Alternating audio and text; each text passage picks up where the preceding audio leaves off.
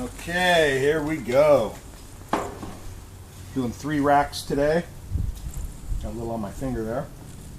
If you look at the temperature over here, it kind of glares a little bit, so however you can get it on there. So we're at about 275 or so, which is about perfect to drop down into.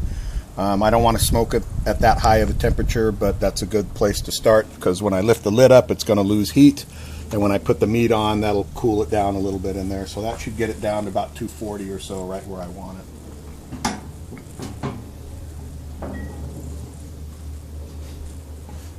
Put them on the top level here. And I always put them on meat side up. Just gets the meat exposed to a little bit more smoke.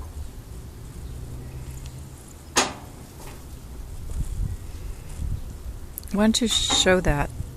Show what? What does meat side up mean? Well, you got what I mean by that. So there's the bone where there's not much meat, just mostly bone. Here's where most of the meat is. So that's what I mean by meat side up.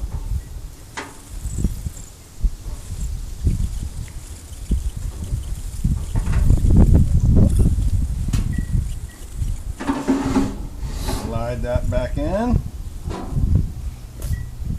That lid down, and as you can see, the smoker dropped way down to about 175, 180, so it'll come back up, and I want it ideally right around 225 to 240 is the ideal smoke. Now what I'm going to do now is I've got some hickory chips over here, actually hickory chunks, not chips, that have been soaking in water. You can soak them in water, you can soak them in apple juice, beer. I mean, you could soak these in a number of different things. I just use water just because it's easier. But what this does, the hickory, that's going to throw out some nice flavored smoke for the ribs. And what I've been using in here, and I don't know if I said before, as my base for my fire, I use just regular oak, and that tends to work really well.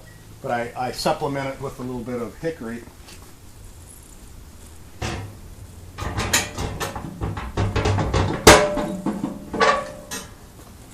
So just kind of toss them in there.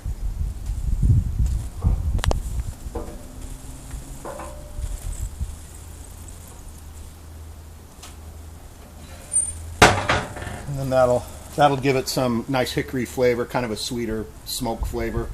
You don't want to over smoke food, so what I'm doing here also is I'm cooking the ribs in what's called a 3-2-1 process, meaning I'm going to cook it for 3 hours now, as you saw me put them on the smoker. Then I'm going to take them off after 3 hours and double wrap them in foil and put some condiments and some things in there, and I'll go over that in a minute on the next video.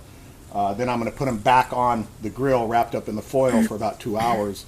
And that'll steam them with the condiments that I'll have in the foil with it, and that'll make them very, very tender. Then after 2 hours, I'll take them out of the foil and put them back on by themselves for a half hour, 45 minutes, and then they're done.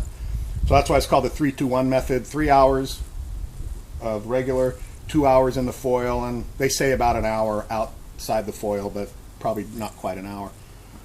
So that's what I'm doing. So we'll check back in about 3 hours when it's time to wrap the ribs. All right, talk to you later.